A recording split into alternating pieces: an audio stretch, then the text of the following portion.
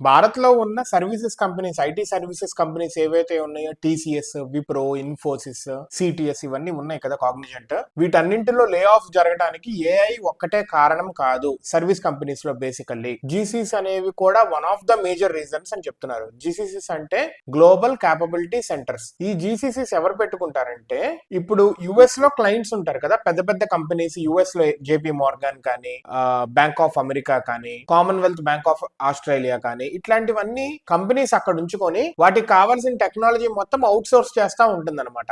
ఆ వర్క్ కి టీసీఎస్ లకి, సిటిఎస్ లకి, ఇన్ఫోసిస్ లు వీటన్నిటికీ వస్తూ ఉంటుంది. ఇప్పుడు బిఎండబ్ల్యూ కూడా ఇన్ఫోసిస్ ఒక క్లయింటే. ఎస్ఏపి ఇట్లాంటివి ఉంటాయి కదా, డిఫరెంట్ డిఫరెంట్ టెక్నాలజీస్ లో ఇప్పుడు వీటిలో చేస్తూ ఉంటారు. ఐటీ సర్వీసులకి వాళ్ళు క్లయింట్స్, వాళ్ళు వీళ్ళకి వర్క్ ఇస్తూ ఉంటారు అనమాట. సో స్లోగా ఆ కంపెనీస్ భారతదేశంలో వాళ్ళ డెవలప్మెంట్ సెంటర్ పెట్టుకుంటున్నారు. సో ఫర్ ఎగ్జాంపుల్, ఒక కంపెనీ ఉంది, సే బ్యాంక్ ఆఫ్ అమెరికా ఉంది, టీసీఎస్ కి వర్క్ ఇస్తుంది. 2000 మంది పనిచేస్తున్నారు అనుకోండి. బ్యాంక్ ఆఫ్ అమెరికా వాళ్ళు ఏం చేస్తున్నారు, టీసీఎస్ కి ఇవ్వటం ఎందుకని హైదరాబాద్ లోనే ఒక ఆఫీస్ ఓపెన్ చేసుకుంటున్నారు. ఆ సర్వీసెస్ ఏవైతే టీసీఎస్ కి ఇస్తుందో వీళ్ళే అది చేసుకుంటున్నారు. సో ఇప్పుడు అవుట్ సోర్సింగ్ ఇచ్చినప్పుడు ఎక్కువ డబ్బులు కట్టాల్సి ఉంది. వీళ్ళకి కాస్ట్ కటింగ్ ఉంటుంది ఓ పక్కన వీళ్ళ చేతుల్లోనే మొత్తం ఉంటుంది. ఇదంతా ఎందుకు జరుగుతుంది? ఇదివరకు రోజుల్లో అంత టెక్నాలజీ లేకపోవడంతో అండ్ అంత టైము, అంత జనాలు లేకపోవడంతో సర్వీస్ బేస్డ్ కంపెనీ వీటి మీద ఎక్కువ డిపెండ్ అవుతా ఉండేవాళ్ళు. ఇదివరకు స్టోర్ ఏదైతే ఉందో స్టోర్ మీద వీళ్ళు కాన్సన్ట్రేట్ చేసుకునే వాళ్ళు. ఇప్పుడు షాప్స్ కానీ ఏవైనా కానీ సర్వీసెస్ అనేవి టెక్నాలజీ కంపెనీస్ కి, ఐటీ సర్వీసెస్ కంపెనీస్ కి ఇచ్చేసేవాళ్ళు. కానీ ఇప్పుడు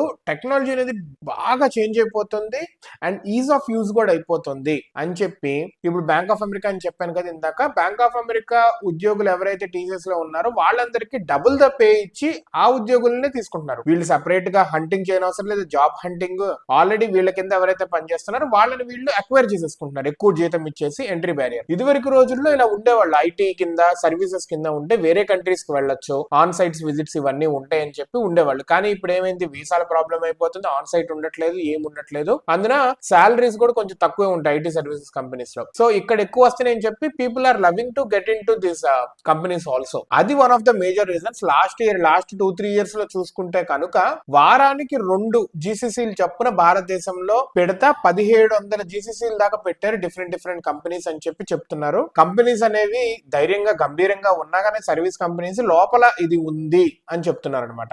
ప్రతి ఒక్కళ్ళు జాబులు, ఉద్యోగుల పరంగా ఏం కాదు కానీ కంపెనీల పరంగా నష్టాలు వస్తాయి వాళ్ళకి. ఎందుకంటే job at the end of the day వాళ్ళు భారతదేశం వచ్చి పెడుతుంటే భారతదేశానికి ఏం కాదు అండ్ ఇండస్ట్రీ వైజ్ ఏం కాదు, కంపెనీలకి బేసికల్లీ వాళ్ళ రెవెన్యూ గ్రోత్ ఇదంతా తగ్గుతూ ఉంటుంది. ఎందుకంటే క్లయింట్స్ వాళ్ళ సొంతం పెట్టుకుంటున్నారు. వాళ్ళు ఇక్కడ పెట్టుకుంటంతో అడ్వాంటేజ్ ఏంటంటే 2 రకాలుగా అడ్వాంటేజ్ వస్తుంది. ఒక రకంగా టెక్నాలజీ లైక్ స్కిల్డ్ లేబర్ కి జాబ్లు వస్తే మన భారతదేశంలో కొత్త బిల్డింగ్స్ రెంట్ తీసుకుంటారు, దాంట్లో కావాల్సిన స్టాఫ్. ఇలా జాబ్ అండ్ ఎంప్లాయ్మెంట్ పరంగా భారతదేశానికి it is a very booming period. కానీ already existing TCS, Infosys, CTS ఇట్లాంటి కంపెనీస్ ఉంటాయి కదా, వాటికి కొద్దిగా నష్టం చవిచూచాల్సి వస్తుంది. మేబీ వాళ్ళు కూడా కొత్త ప్రొడక్ట్స్ కానీ సర్వీసెస్ ఏమైనా ప్రొవైడ్ చేసి, డెవలప్ చేసి ప్రొవైడ్ చేసి వీళ్ళకి ఇస్తే that should be a good win situation for both of them. ప్రస్తుతం GCCs, global capability centers, are a big threat for IT service companies.